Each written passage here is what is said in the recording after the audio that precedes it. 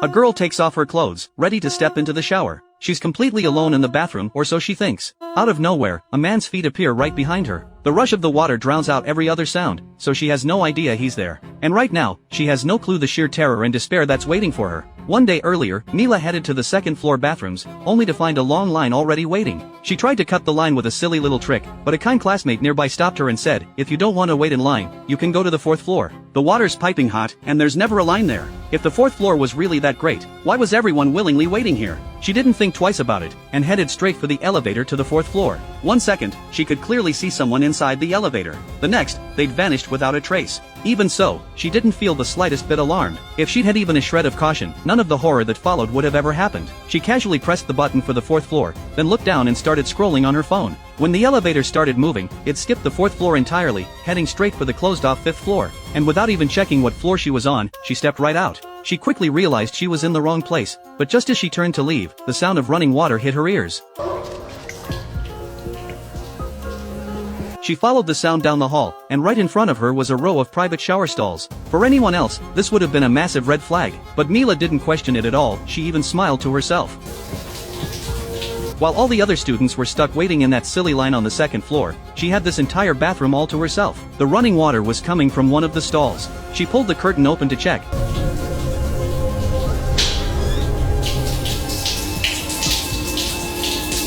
and thought her luck couldn't get better. The water was already warmed up and ready to go. She didn't hesitate for a second. She took off her clothes, ready to step in and shower. She kept her eyes closed while washing her hair, completely unaware that a man had appeared right behind her. Suddenly, Mila's body jolted. Flashbacks flooded her mind, vivid scenes of a boy being brutally bullied. If you're paying attention, you've probably figured out what's going on by now. But Mila was completely in the dark. She told her best friend about showering on the fifth floor, but her friend didn't believe a word of it the second she heard fifth floor. That space used to be the boys' bathroom, and it had been locked up by the school a full year prior. On top of that, the elevator wasn't even supposed to be able to reach the fifth floor. Still, her friend warned her to be careful. There was a reason that bathroom was closed. Rumors said a boy had vanished there without a trace, and his disappearance was directly linked to the fifth floor bathrooms. What was meant to be a warning only fueled Mila's curiosity even more. So she made up her mind to go back to the fifth floor. But as she got ready to wash up, her ring accidentally slipped down the drain. She reached in to grab it, and pulled out not just her ring, but also a broken item that had belonged to Nick. You think this is just a coincidence? The very next second, Mila's body shook violently once again. Those same visions of the boy being bullied flooded her mind, more vivid than ever, and he looked utterly hopeless. Just a few seconds later, Mila snapped back to reality, but a coppery, bloody taste filled her mouth.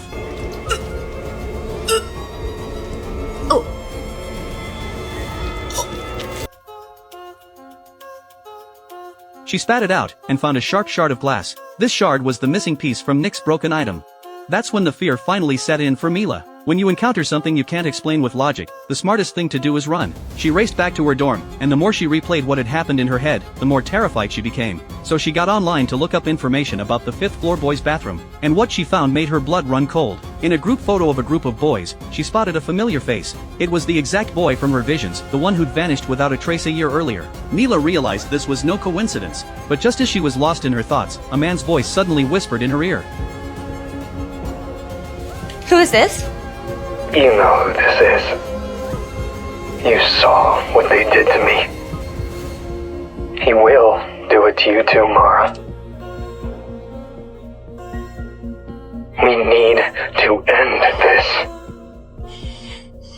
You know what you must do. By this point, Mila had been possessed by the boy's spirit. And his goal was clear. He was going to use Mila's body to get revenge on the people who'd killed him. Mila was no longer herself, she was a puppet for revenge, completely under the boy's control. First, he secretly spread flyers around the school, using photos to expose the truth, telling everyone that John was the killer. John was terrified, but since he was the principal's son, none of the other students dared to do anything about it. When the anonymous reports did nothing, he decided to use Mila's body to lure John in. Mila had always been terrible at sports, but the ghost possessing her had been a star athlete. So right in front of her entire class, she shattered the school's long jump record. And just as he'd planned, it caught the eye of John, who was also a varsity athlete. Looks like you and I are gonna have a problem. Huh? It was my girlfriend's old record you shattered. Oh, I'm sorry, I didn't even know that you went here. If I knew, Look, don't sweat it. We broke up when I graduated. Coach wasn't kidding when he said he had some impressive new talent this year. Once she had John hooked, she doubled down. One night, she showed up to a party with a full face of makeup, and with just a few words, she had John completely wrapped around her finger. As the principal's son, he was used to girls throwing themselves at him, so he didn't think twice about Mila's advances. He happily followed her into the elevator, and their destination was the 5th floor boys' bathroom. John was still smug as can be, looking forward to what he thought would be a fun hookup, but before he could even take his pants off, Tell me that you want me. I want you.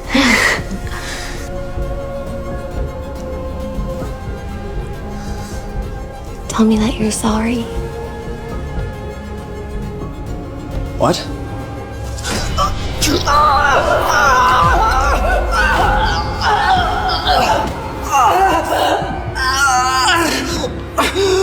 a flood of memories came rushing back to him. Years earlier, he and a group of other boys had bullied Nick while he was showering. They'd locked him inside the stall, cranked the hot water up to its maximum, and tortured Nick to death right there. After the murder, John's father, the principal, had covered up the entire incident, ordering the 5th floor to be sealed off forever. But Nick's restless spirit never left. He'd been searching for someone to possess all that time, and when curious Mila showed up, he finally got his chance. In the end, he killed John, finally getting his long-awaited revenge. When it was all over, Mila was left in a state of pure terror, with no memory of what had just happened. But one thing was for certain, Nick's ghost wasn't gone. He'd be looking for his next target, because John wasn't the only one responsible for his death all those years ago.